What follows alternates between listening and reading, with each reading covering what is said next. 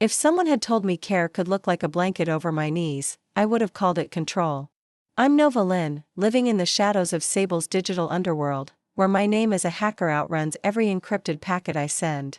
Most nights are like this one, predictable and relentless, 6 monitors bathing my cramped studio in cold electric light while my fingers skate over the keys, silently slipping into yet another corporate system. The coffee tastes like battery acid, but it keeps me razor awake, funding rent and ramen with every job. Then a voice slices through the fuzz of KZ's late-night frequency. This is Genevieve, and you're tuned to Midnight Confessions. Tonight, I want to talk about loneliness. Her voice hits me like warm honey through bitter coffee. I freeze, my hands hovering over the keyboard where lines of code scroll past unnoticed. Something about her tone, vulnerable yet controlled, draws me away from corporate firewalls and into whatever confession she's about to share. People assume wealth solves everything, she continues, her words floating through my speakers. But money can't buy the feeling of being truly known by another person. Sometimes I wonder if anyone would love me if they stripped away the bank account, the art collection, the penthouse view. I lean back in my chair, studying the ceiling of my modest apartment where water stains form abstract patterns. This woman, whoever she is, speaks directly to the hollow ache I've carried since childhood. We live in completely different worlds, yet her loneliness echoes my own. For 3 weeks, I listen religiously. Genevieve becomes the voice that grounds me between hacking jobs and dodgy clients who pay in cash. She talks about art therapy sessions, helping broken souls find healing through creativity. She mentions her wealth casually, like it's a burden rather than a blessing. Each broadcast reveals another layer of a woman who sounds nothing like the privileged elite I've spent years despising. Finally, I can't resist anymore. I route my signal through 7 proxy servers and call the station. Midnight Confessions. This is Genevieve. Your voice, I whisper, my throat suddenly dry. It's beautiful. Silence stretches between us, filled with the hum of radio equipment and my own racing heartbeat. Who are you? Someone who understands loneliness. Are you safe? Calling here? Your signal's bouncing through more encryption than most government agencies use? I almost laugh. She caught that. Are you? Probably not, but I'm glad you called. We talk for 47 minutes about everything and nothing. She doesn't ask my name, doesn't push for details about my obviously illegal technical setup. Instead, she asks about dreams. About the last time I felt truly happy, about whether I believe in second chances. I think everyone deserves to be seen, she tells me near the end of our call. Not for what they have or what they've done, but for who they really are underneath all the armor. Even criminals, especially criminals. We build walls for reasons. When I hang up, my hands shake slightly. This woman, this Genevieve, with her warm voice and unconventional wisdom, has just cracked through defenses I've spent years perfecting. For the first time in longer than I can remember, I feel something other than cynical detachment. I want to see her face. I want to know if her eyes hold the same gentle strength as her voice. I want to kiss those lips that speak such dangerous truths about loneliness and connection. But between us lies a gap wider than the Grand Canyon, filled with class differences, criminal records, and the impossible distance between her penthouse world and my underground existence. Still, as I return to my screens and the familiar comfort of code, her voice echoes in my mind like a promise I'm not brave enough to believe. Tomorrow night, I'll call again. 3 weeks after our first call, Genevieve suggests a video chat. My stomach twists as I stare at her message through our encrypted channel. She wants to see the face behind the voice that's been calling her show every night, building something I'm terrified to name. I set up the secure connection from my apartment, hyper-aware of the cracked plaster walls and secondhand furniture behind me. When her image fills my screen, I nearly forget to breathe. Genevieve Hale is stunning in that effortless way. Wealthy women master. Blonde hair falling in perfect waves past her shoulders. Blue eyes that seem to look straight through my carefully constructed walls. You're not what I expected, she says, smiling. Disappointed. Relieved. You look like someone with secrets, not someone who hurts people for fun. Her penthouse stretches behind her like something from an architectural magazine. Florida-to-ceiling windows reveal Sable's skyline. Art pieces worth more than I'll earn in 5 years decorating walls that probably cost more than my entire building. The contrast between our worlds appears in sharp focus through our screens. Tell me about your work, she says during our third video call. I break things, digital things. Companies pay me to find weaknesses in their systems. And the companies that don't pay you, I shrug. Sometimes I find weaknesses anyway. She laughs. Not the horrified reaction I expected. Robin Hood with a keyboard. More like survivalist with Wi-Fi. Our conversations stretch longer each night. She tells me about her art therapy practice, how she helps trauma survivors express pain through colors and shapes. I find myself sharing stories I've never told anyone.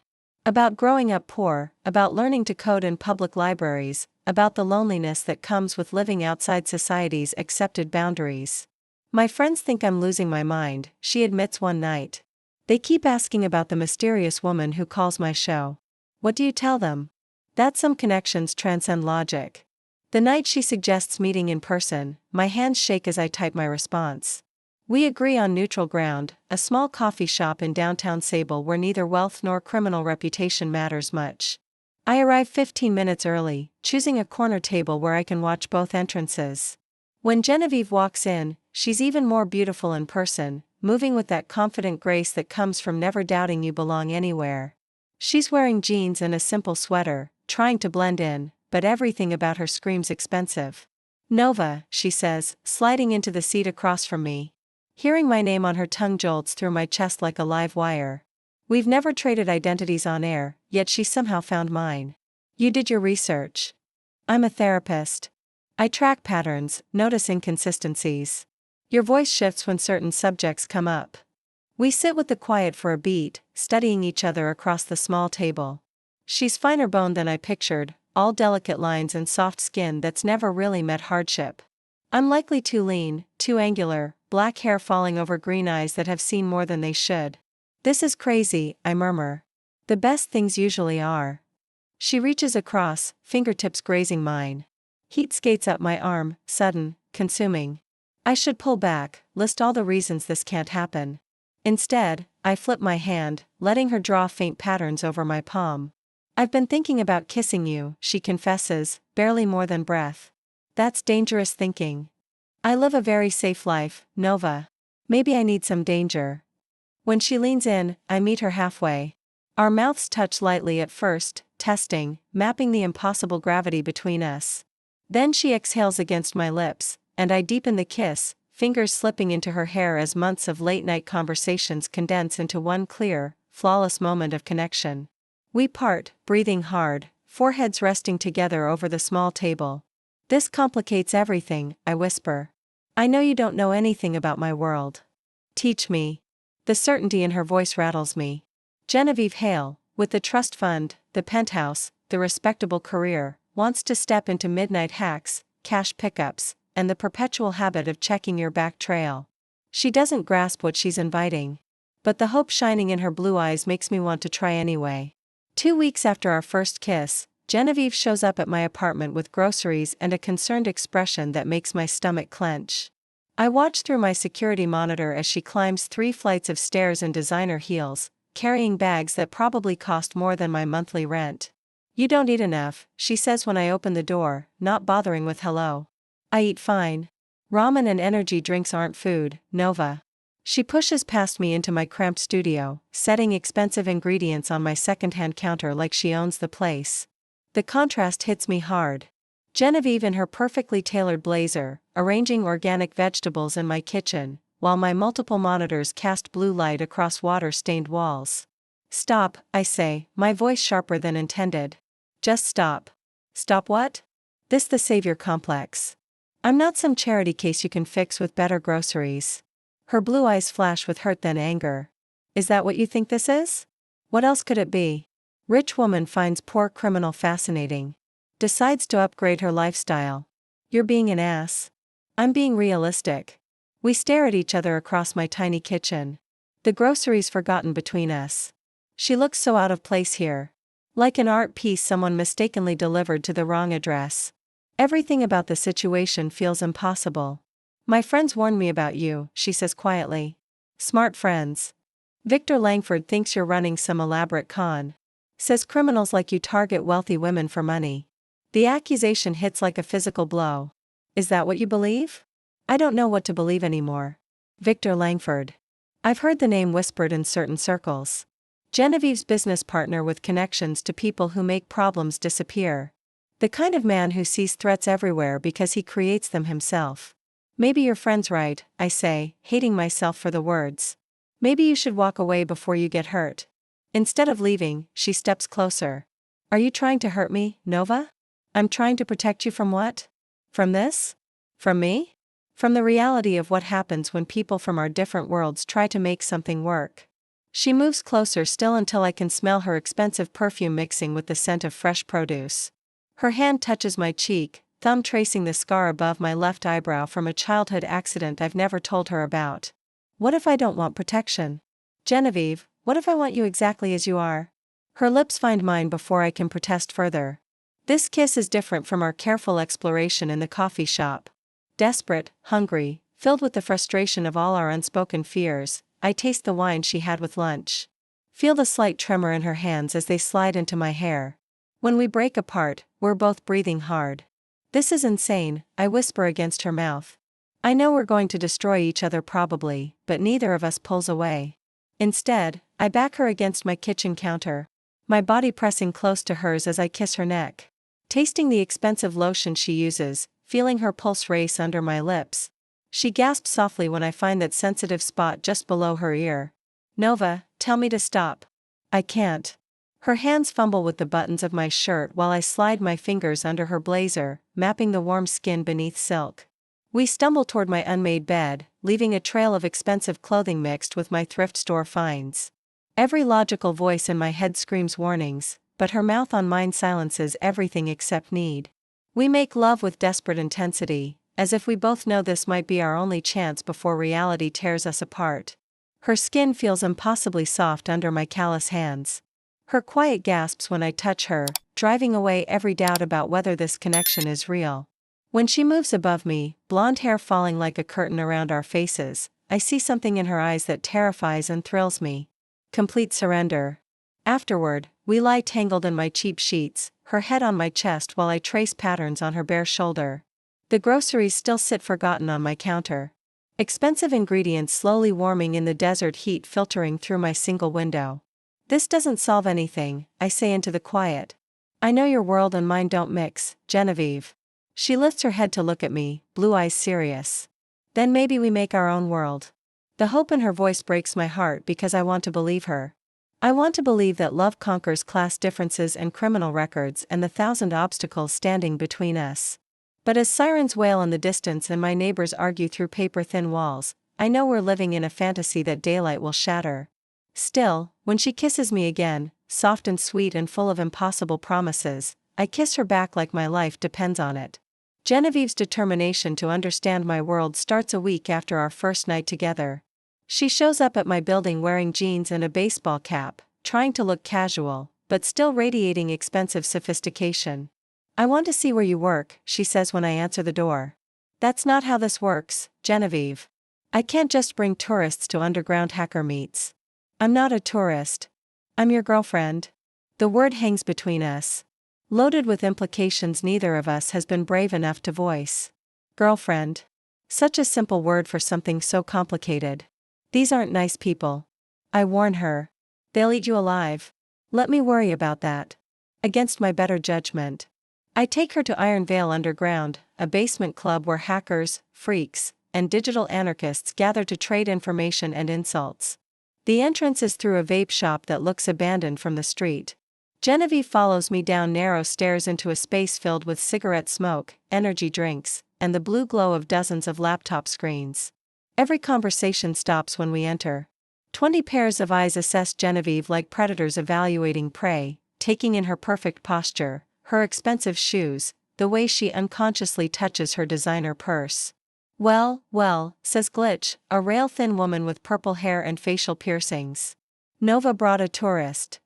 She's with me, I say, my voice carrying warning. Pretty little rich girl. Want to see how the other half lives? Genevieve steps forward before I can stop her. I want to understand Nova's work. The room erupts in laughter. Someone makes a crude comment about rich women slumbing with criminals. Another voice suggests Genevieve's looking for thrills before returning to her safe life. I feel my face burning with embarrassment and anger. Maybe this was a mistake. Genevieve whispers to me. No, I say loudly enough for the room to hear. Maybe these people need to learn some manners. The laughter dies. Glitch steps closer, her eyes dangerous. You threatening us, Nova? Bringing your sugar mama here to throw money around? I'm introducing my girlfriend to my colleagues. Problem with that? The word girlfriend again, claimed publicly this time. Genevieve's hand finds mine, her fingers squeezing tight. Your funeral. Glitch shrugs, but she backs off. We spend 2 hours in the basement while Genevieve observes everything with quiet intensity. She doesn't ask ignorant questions or look disgusted by the atmosphere. Instead, she listens to conversations about corporate vulnerabilities and digital activism with genuine interest. When someone mentions using hacking skills to expose child trafficking networks, her eyes light up with understanding. You're not just criminals, she says to me later outside in the fresh air. You're activists. Don't romanticize it. Most of what happens down there is petty theft and ego games. But not all of it, not what you do. She's right, though. Though I've never admitted it out loud. Half my jobs involve exposing corruption or helping abuse victims disappear from dangerous situations. The corporate break-ins pay bills, but they're not what drives me. Your turn, I tell her the next day. I want to see your work. Genevieve's art therapy studio occupies the entire top floor of a converted warehouse in downtown Sable. Natural light pours through skylights onto easels and pottery wheels, creating a space that feels more like a sanctuary than a workplace. The contrast with Iron Vale underground couldn't be sharper. This is Lena, Genevieve says, introducing me to a woman in her 40s working on a large canvas. She's been coming here for 6 months. Lena barely acknowledges me, lost in painting what looks like a storm of dark colors with tiny figures reaching toward light. Genevieve explains quietly that Lena survived domestic violence and uses art to process trauma she can't verbalize yet. The goal isn't creating masterpieces, Genevieve tells me as we walk through the studio. It's externalization. Getting the paint outside where they can see it, shape it, control it. I watch her interact with each client, offering gentle guidance without judgment, creating safe space for people to be broken without shame. She speaks the same language of healing that I recognize from radio shows. But seeing her work brings new understanding of who Genevieve really is underneath the wealth and privilege. You save people. I realize we save ourselves. I just provide supplies and space. That afternoon, she takes me into her private office, the one where she keeps files on clients who need extra protection. Women escaping violent partners. Teens thrown out for being who they are.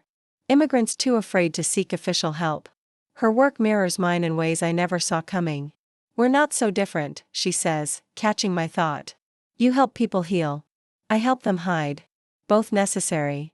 When she kisses me there, surrounded by the proof of her life's purpose, something steadies inside my chest. The woman who felt out of place in my apartment belongs perfectly in this space, quietly fierce, relentless about justice. Her mouth tastes faintly of the herbal tea she nurses between sessions. And when she breathes my name against my lips, I finally believe we might actually fit. I love you, she whispers, like the words were waiting for permission. That's dangerous. I don't care. You should care. People like me don't get happy endings, Genevieve. People like us make our own endings. She kisses me again, deeper, hands threaded in my hair as if I might vanish. Through the studio windows, Sable lies open under the afternoon light, a city of broken people learning new ways to mend. For the first time since all this began, I let myself imagine we could be two of them. The invitation arrives on heavy cream stock that probably costs more than my weekly groceries. Genevieve watches, uneasy, as I read the elegant script for the Hale family's annual autumn gathering at their Silvercrest estate. I can't go to this, I say, setting it on her kitchen counter. Please, Nova. I need you there. As what, your mysterious friend with the intriguing prison tattoos? As my support system. These family events. She trails off, staring through her penthouse windows. Their performances. Everyone acting like we're a perfect dynasty while we shred each other behind closed doors. Then don't go. I have to. Trust fund obligations. Board meetings masquerading as dinner parties. If I skip it, they'll assume I'm having another breakdown. Another breakdown. She's never admitted to a first, but the ache in her voice tells me everything about her family's version of care. What do I say when they ask what I do? Cybersecurity consultant. Technically true. 3 days later, I'm in front of Genevieve's bedroom mirror in a borrowed black dress that costs more than my rent. She bought the shoes, the jewelry, even booked her stylist to wrestle my unruly dark hair into something intentional. I look like someone cosplaying wealth, because I am. You look beautiful, Genevieve says from behind me, our eyes meeting in the glass. I look like a fraud. Welcome to my entire life. The Hale estate sprawls over 20 acres of immaculate desert. The main house rises like a modern fortress against red rock. Valets ferry cars priced higher than most homes, while guests in designer evening wear trade practice pleasantries on terraces that skim infinity pools. Remember, Genevieve whispers as we near the doors, you're my friend from college. We reconnected through mutual acquaintances. College friends don't look at each other the way I look at you. Then stop looking at me like that. I try, but Genevieve informal wear is ruinous. Her blonde hair swept up to reveal the elegant curve of her neck. Blue eyes bright with nervous energy. The black cocktail dress she wears probably costs more than my car. But it's the confidence she projects that makes every head turn when we enter the marble foyer. Genevieve darling. A silver-haired woman glides toward us, air kissing Genevieve's cheeks. And you must be the mysterious friend we've heard absolutely nothing about. Evelyn, this is Nova. Nova, my Aunt Evelyn Sinclair. Evelyn's eyes assess me with the precision of a gemologist examining a suspicious diamond. Her smile never waver, but disapproval radiates from her perfectly composed features. How lovely. And what do you do, dear? Cybersecurity consulting. How modern. Genevieve always did attract unusual friends. Before I can ask what that means, she's gone, swept away by the current of guests flowing toward the outdoor reception area. Genevieve's hand finds mine briefly, her palm damp with perspiration. 1 hour, she murmurs. We'll stay 1 hour and leave. The garden party unfolds like a stage production. Business associates discuss deals that will affect thousands of jobs while their wives compare vacation destinations and charity work. I stand slightly behind Genevieve, watching her perform the role of perfect niece, beautiful Aries, successful woman who definitely isn't in love with a female hacker from the wrong side of Iron Veil. The art therapy work is expanding, she tells a group of family friends. We're opening a second location next spring. Still playing with finger paints, dear, says a man I recognize as her Uncle Reginald. When are you going to do something serious with your trust fund? Helping trauma survivors heal is serious work. Of course it is. But you could fund hospitals, universities, make a real impact. Genevieve's jaw tightens, but she maintains her smile. I fight the urge to tell Uncle Reginald exactly where he can put his opinions about real impact. Genevieve. The voice cuts through garden party chatter like expensive perfume through cheap air freshener. We both turn to see a woman approaching with a kind of confident stride that commands attention. She's stunning in that effortless way some women master, with auburn hair and gray eyes that seem to catalog everything they see. Her dress probably costs more than my apartment deposit and she wears it like armor. Marina, Genevieve breathes, the color draining from her face. Marina, would I realize the ex-girlfriend Genevieve mentioned once during a late-night radio confession. The one who left for a gallery position in Easton without saying goodbye. You look incredible, Marina says, embracing Genevieve longer than casual friendship requires. Her eyes find mine over Genevieve's shoulder. And you must be the new friend I've been hearing whispers about. Nova Lynn. I extend my hand, which Marina takes with the kind of handshake that tests grip strength and character simultaneously. Marina Ashford. Genevieve and I have so much history together. The way she emphasizes history makes my stomach clench. This is the woman who broke Genevieve's heart 2 years ago, who Genevieve trusted with everything before disappearing without explanation. Marina just returned from Easton, Genevieve says, her voice strained. She's been curating exhibitions for the Whitney, among other things. Marina's smile doesn't reach her eyes. I find myself missing Red Rock more than expected. The people here have such authenticity. She's looking directly at me when she says it, and I recognize the challenge in her tone. Marina Ashford knows exactly what I am to Genevieve, and she's here to reclaim territory she thinks belongs to her. If you'll excuse me, I say, I need some air. I escape to a quieter section of the garden where cactuses and desert flowers create natural barriers between social clusters. My hands shake slightly as I pull out my phone, pretending to check messages while trying to process what just happened. Marina Ashford isn't just Genevieve's ex-girlfriend. She's Genevieve's equal.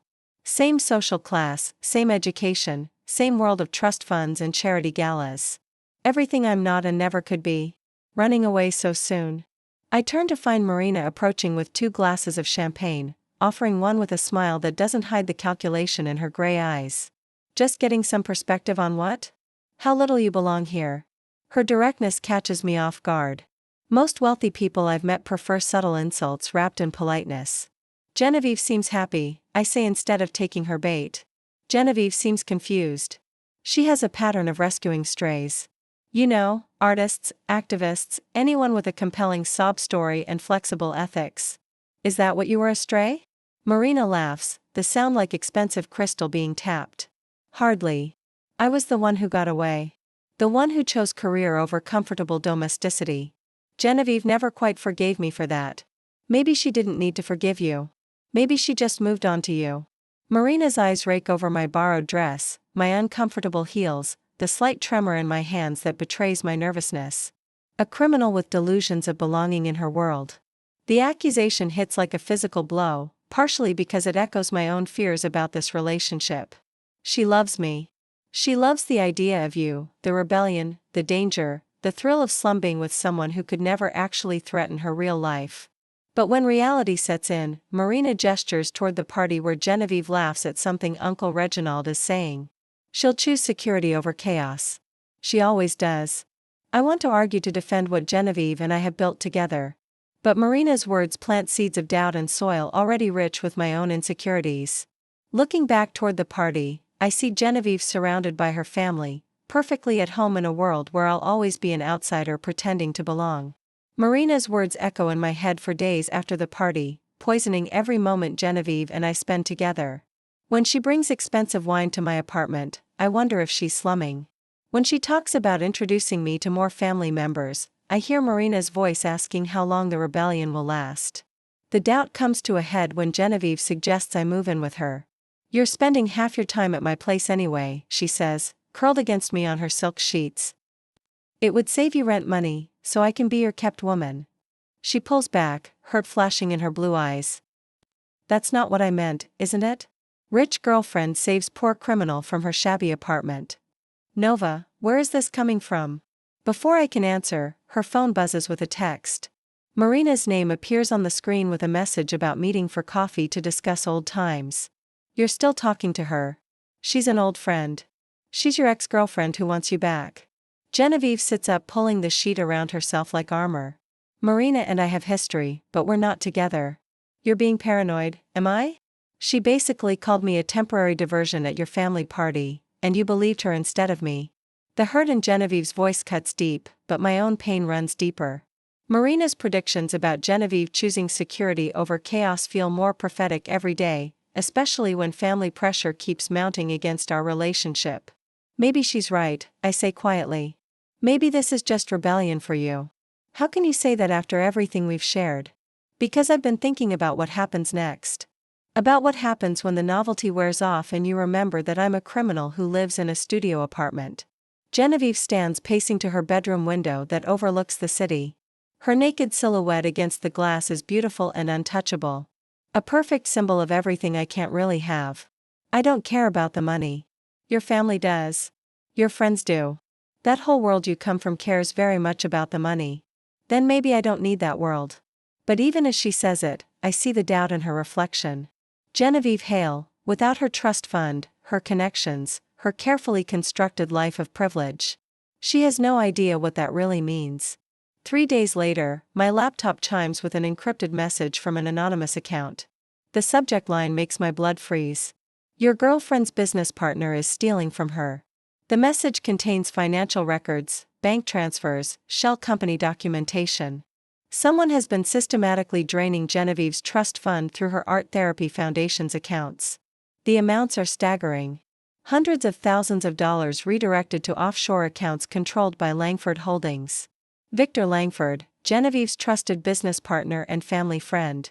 I spend the next 8 hours tracing digital footprints, following money trails through layered corporate structures designed to hide theft. The evidence is overwhelming. Victor has been embezzling from Genevieve for over 2 years, using her charitable work as cover for elaborate financial fraud. When I call Genevieve to explain what I've discovered, her response chills me to the bone. That's impossible. Victor's like family. He helped set up the foundation. Look at the records, Genevieve. The shell companies, the fake vendor payments, the offshore transfers. Where did you get this information? Did you hack into our accounts? The accusation in her voice hits like a slap. Someone sent it to me anonymously. Someone, or did you go digging for dirt on my friends? Genevieve, listen to me. Victor Langford is stealing from you. Victor warned me this would happen. He said criminals like you always try to isolate their marks by turning them against friends and family. The words feel like physical blows. After everything we've shared, she believes Victor's poisoned interpretation over my evidence. Marina's predictions ring in my ears. When reality sets in, Genevieve chooses security over chaos. So that's what I am to you, a mark. That's not I didn't mean yes, you did. Your business partner plants seeds of doubt and suddenly I'm the criminal trying to con you. Silence stretches between us across the phone line. In the background, I hear the sounds of her privileged life, expensive music, the clink of wine glasses, the comfortable safety of wealth that shields her from ugly realities like betrayal by trusted friends. I need time to think, she finally says. About what? About whether you trust the woman you claim to love or the man who's been stealing from you. About whether love is enough to bridge the gap between our worlds. After she hangs up, I sit in my apartment surrounded by evidence of Victor's crimes that Genevieve refuses to believe. The contrast between our responses reveals everything Marina warned me about. I see theft and corruption. Genevieve sees impossible accusations against family friends. We don't just come from different economic classes. We inhabit completely different realities where the same evidence produces opposite conclusions. Where my expertise as a hacker becomes suspicious instead of valuable. Where her loyalty to established relationships matters more than proven facts. That night, I don't call her radio show. For the first time in months, Midnight Confessions plays without my voice adding to Genevieve's loneliness. I listen to her talk about trust and betrayal, about the challenge of knowing who really cares about you versus who wants something from you. Sometimes, she says into the microphone, love isn't enough to overcome the fundamental differences in how we see the world. Sometimes the gap between two people is just too wide to bridge, no matter how much they want to try. Her words feel like goodbye, though neither of us has the courage to say it directly. I close my laptop, pour another glass of cheap wine, and accept that Marina Ashford was right about everything. Genevieve will choose security over chaos. She always does. The frame job hits me 3 days after Genevieve stops taking my calls. I'm in the middle of an encrypted conversation with a client when FBI agents kick down my apartment door at 5 o'clock in the morning. Weapons drawn, voices shouting commands that blend together in the chaos. Nova Lynn, you're under arrest for wire fraud, identity theft, and cyber terrorism. I barely have time to wipe my hard drives before they're cuffing me. Reading rights I can barely process through my panic. The evidence they cite makes my blood freeze. Attacks on government databases I've never touched. Identity theft schemes I've never heard of. Financial fraud against elderly victims, everything I refuse to touch. We've got digital fingerprints tying you to 17 cybercrimes in the last 6 months, the lead agent says as they load me into an unmarked van. Your girlfriend's business partner gave very helpful statements about your activities. Victor Langford. The bastard isn't just bleeding Genevieve dry. He's been building me into the fall guy. That anonymous tip about his embezzlement was likely bait, something to lure me in while he salted the trail with planted evidence. From county lockup, I watch my own arrest crawl across a busted television with no sound. The news scripts frame me as a predatory hacker running elaborate romance scams on the rich. They mention Genevieve, unnamed, cooperating to bring me down. She sold me out. After everything we shared, confessions, kisses, promises, she chose Victor's fiction over what she knows of me. The sting of that betrayal edges out even the federal charges set to erase my life. At the bail hearing, the number lands like a slam of iron, $2 million.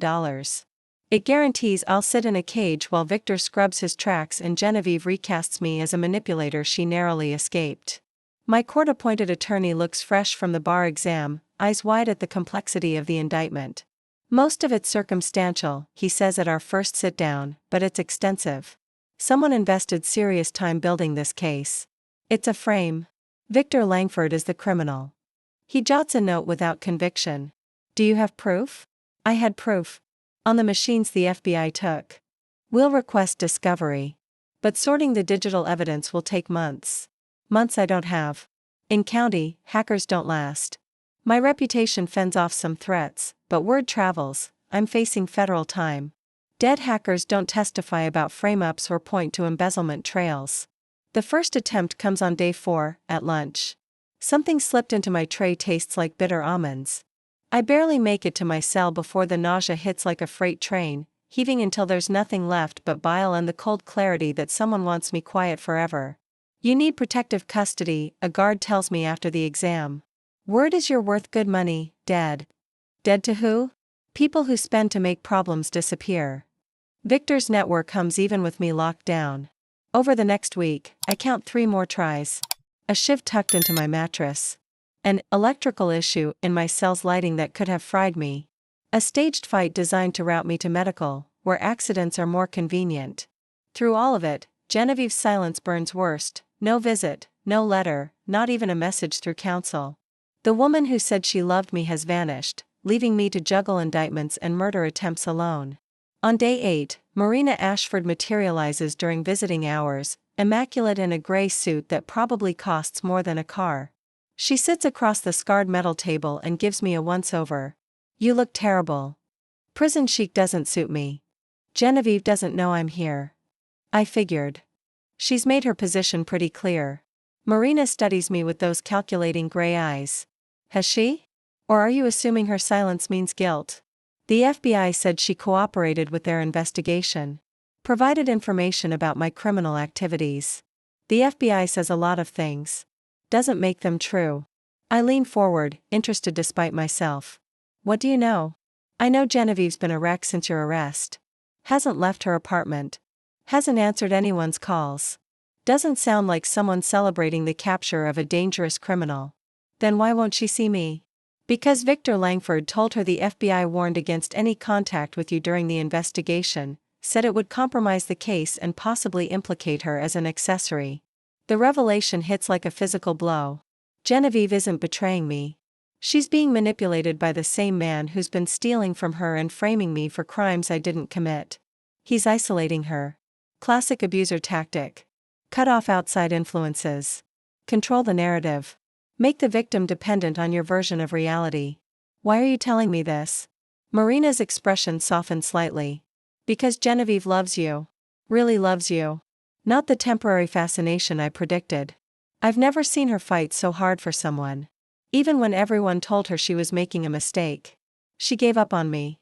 She thinks she's protecting you by staying away. Victor convinced her that any contact would make things worse for you legally. The manipulations are more complex than I realized. Victor isn't just framing me and stealing from Genevieve. He's orchestrating our separation to ensure she won't investigate his crimes or support my defense. I need you to get a message to her. I tell Marina urgently. Tell her the evidence about Victor's embezzlement is real. Tell her to check the Foundation's accounts before he disappears. Everything. What evidence? The FBI seized all your computers before they arrived. I uploaded copies to secure cloud storage. The access codes are hidden in our old radio conversations, in the timestamps of my calls to her show. Marina nods slowly. She'll know what that means. She'll know. As Marina prepares to leave, I grab her arm. Why are you helping me? Because I was wrong about you. You're not a temporary rebellion for Genevieve. You're the real thing. And despite my feelings for her, she deserves to be with someone who loves her that much. After she's gone, I return to my cell, knowing the next few days will determine everything. Either Marina can get through Genevieve's isolation and convince her to examine Victor's lies, or I'll face federal prison while the real criminal disappears with millions of stolen dollars. The assassination attempts continue, but hope keeps me fighting. Somewhere outside these walls, the woman I love might finally see the truth about the man she trusted and the woman she abandoned. Everything depends on Genevieve choosing love over fear, truth over comfortable lies. Everything depends on her remembering why she fell for a criminal in the first place. Marina's visit plants seeds of hope that grow stronger each day I survive in county lockup. On day 12, my lawyer arrives with news that changes everything. Genevieve Hale has requested an emergency meeting with federal prosecutors, claiming she has evidence of fraud related to my case. She wouldn't tell them details over the phone, he explains. But she's scheduled to meet with the U.S. Attorney's Office tomorrow morning. They're taking it seriously because of her family connections. I paced myself that night, alternating between hope and terror. Genevieve has finally seen through Victor's manipulation, but exposing him puts her in danger from the same people trying to silence me. If Victor realizes she's discovered his crimes, she becomes a target for elimination. The next evening, my lawyer returns with Genevieve beside him. She looks pale and exhausted, dressed in simple jeans and a sweater instead of her usual polished elegance. Dark circles shadow her blue eyes and her hands shake slightly as she sits across from me in the interview room. "I'm sorry," she whispers, the words barely audible in the concrete space. "I'm so damn sorry, Nova. You found the evidence." Marina told me about the cloud storage. "It took me hours to decode the timestamps from your radio calls. But when I accessed the files, her voice breaks. Victor stole everything. The foundation accounts, my trust fund, even the emergency funds meant for client care." "How much?" "Over $3 million. Money that was supposed to help trauma survivors redirected to offshore accounts controlled by shell companies he created using my identity." The scope of Victor's betrayal hits me like a physical blow. He didn't just steal Genevieve's money. He used her name and reputation to commit fraud while positioning me as the scapegoat. The federal prosecutors are reviewing everything now. My lawyer says the evidence Genevieve provided directly contradicts the case against you. "What about Victor?" Genevieve's jaw tightens. "Gone. His apartment is empty. His office cleared out. All the shell company accounts closed and transferred. He disappeared sometime last night. He knew you were going to expose him. Someone tipped him off." I only told Marina and the prosecutors about the meeting. A chill runs through me as I realize the implications. Victor has connections throughout Genevieve's social and professional network, people who keep him informed about threats to his operation. His disappearance wasn't panic. It was a planned exit strategy activated when Genevieve became a liability. "Did you confront him before going to the FBI?" "No, but I asked questions about foundation accounting, about why our client services budget was always running short." He got defensive, made excuses about investment delays and regulatory complications. "He's been planning this for years, I realize. The frame job, the embezzlement, even having me eliminated in prison. All of it was designed to let him disappear with your money while you mourned the criminal who supposedly manipulated you." Genevieve reaches across the table, her fingers finding mine. Despite the guard's disapproving look, her touch sends familiar electricity through my nervous system, reminding me of everything we almost lost to Victor's manipulations. "I should have trusted you from the beginning. He was your friend, your business partner. I was just some hacker you met through late-night radio calls. You were more than that, and I knew it. I was just scared of what? Of loving someone enough to risk everything for them. It's easier to trust people who can't really hurt you." Her honesty cuts deep because I understand it completely. Loving Genevieve meant risking rejection by someone whose opinion actually mattered. Safer to keep emotional distance than face the possibility of being found wanting by someone I desperately wanted to impress. "Where does this leave us?" I ask. "That depends. Can you forgive me for not believing you when it mattered most?" Before I can answer, my lawyer interrupts. "The prosecutors want to debrief you about Victor Langford's criminal network. Your information about his activities could help them track his movements and freeze remaining assets. Over the next 3 hours, I provide everything I know about Victor's operation. The shell companies, the money laundering techniques, the connections to other criminals who specialize in making problems disappear." Genevieve stays beside me throughout the debriefing. Her presence a constant reminder of what we're fighting to preserve. "The charges against you are being dropped," the prosecutor finally announces. "We'll have you released within 24 hours. In the meantime, we're placing both of you in protective custody. Langford's organization won't appreciate being exposed, and you're both witnesses they can't afford to have testifying. How long will we need protection until we locate Langford and dismantle his network? Could be weeks, could be months." That night, in a safe house on the outskirts of Sable, Genevieve and I finally have privacy to address everything that's happened between us. She sits on the edge of the bed in our shared room, staring at her hands while I pace by the window. "I didn't sleep with Marina," she says suddenly. "What?" "While you were in jail, she kept coming around to check on me. I thought you should know that nothing happened between us. Why would I assume it did? Because I abandoned you when you needed me most. Because I chose Victor's lies over your truth. Because anyone else would have moved on by now. I stopped pacing to look at her properly. Genevieve, without makeup, wearing borrowed clothes in a generic safe house, looks more beautiful than she did at any family gathering or art opening. This is who she really is underneath the wealth and social expectations. A woman afraid of being vulnerable enough to trust completely. I love you, I tell her. Not your money, not your connections, not the fantasy of fitting into your world. I love the woman who broadcasts confessions to strangers at midnight and builds sanctuaries for broken people and chooses hope over safety even when it terrifies her. Her blue eyes fill with tears. I love you, too.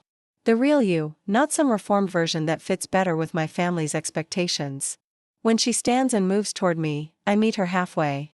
Our kiss tastes like apologies and promises. Desperate relief that we survived Victor's attempt to destroy us. Her hands frame my face like she's memorizing every detail. And I pull her closer, needing to feel her solid and real against me. I thought I'd lost you, she whispers against my mouth. Never. Not to prison, not to your ex-girlfriend. Not to anyone who thinks we don't belong together. We make love on the safe house bed with desperate intensity, reclaiming each other after weeks of separation and doubt. Every touch carries the weight of almost loss. Every kiss a celebration of survival. When Genevieve moves beneath me, her blonde hair spread across government-issued pillows. I see our future in her eyes. Complicated and unconventional, but undeniably real. What happens after this is over? She asks afterward, her head on my chest. We figure it out as we go. I want to rebuild the foundation. Use my remaining money to actually help people instead of funding Victor's lifestyle. I can help with that. Digital security, background checks, making sure the right people get the resources. Partners and everything. Outside our window, dawn breaks over the Red Rock Desert, painting the sky in shades of pink and gold. Somewhere out there, Victor Langford is running from the consequences of his crimes, while federal agents close in on his network. But in this moment, safe in each other's arms, the future feels full of possibilities instead of obstacles. We survived the worst thing that could happen to us. Everything else is just details. 6 months later, Victor Langford's capture makes national headlines. Federal agents track him to a private yacht off the coast of Port Alaria, living under a false identity with millions in stolen funds. His extradition triggers investigations into corruption networks spanning 3 countries. But Genevieve and I barely notice the media circus surrounding his downfall. We're too busy building something real from the ashes of his destruction. The New Hale Foundation operates from a converted warehouse in downtown Sable. Its open floor plan combining art therapy studios with digital security offices. Genevieve's trust fund. What Victor didn't manage to steal funds expanded programs for trauma survivors while my hacking skills protect client data and expose predators who target vulnerable women. The Henderson case files are encrypted and queued for transfer, I tell Genevieve while she works through grant applications at the desk facing mine. The police department finally agreed to our security protocols, after I showed how easily their current system could be cracked by anyone with basic skills and bad intentions. She laughs. Warmth spilling into our shared workspace. We've learned the rhythm of our differences, her patience and empathy rounding my edges. My technical muscle scaffolding her vision of healing through art. Marina called this morning, Genevieve says without looking up. The Whitney wants to feature some of our clients' work in their trauma and recovery exhibition. That's incredible. Are you okay working with her? Surprisingly, yes. She's different, less manipulative, more sincere. I think almost losing you taught her not to play games with people's hearts. Marina. Ashford has become an unlikely ally, leveraging art world connections for the Foundation's clients while keeping a respectful distance from us.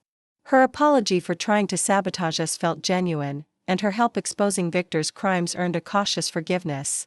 Speaking of hearts, Genevieve says, finally glancing up with that mischievous smile I know too well. I have something for you. She slides a small velvet box from her drawer and sets it between us like a dare. My breath stutters as the moment clicks into focus.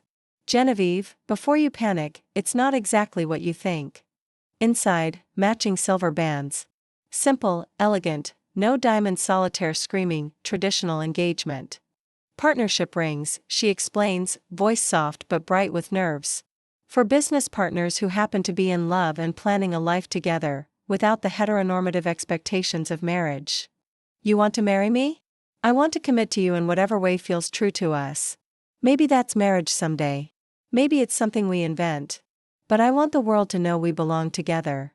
I slide one ring on, feeling what it's like to wear proof in plain sight. Sunlight from the windows catches on the silver, scattering tiny rainbows over the application she was reviewing. It fits perfectly.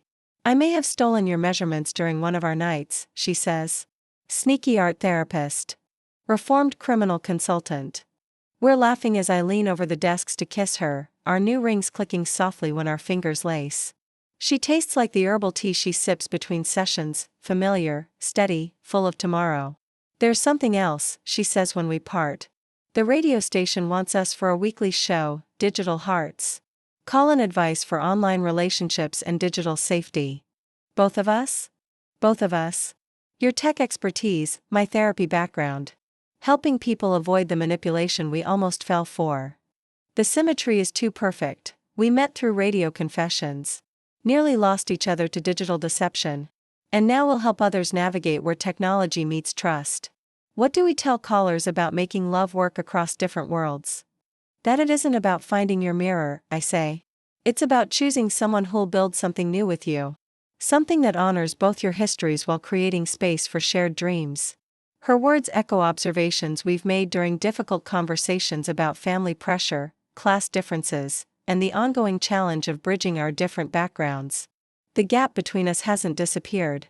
It's become fertile ground for growth. I love you, Genevieve Hale. I love you too, Nova Lynn.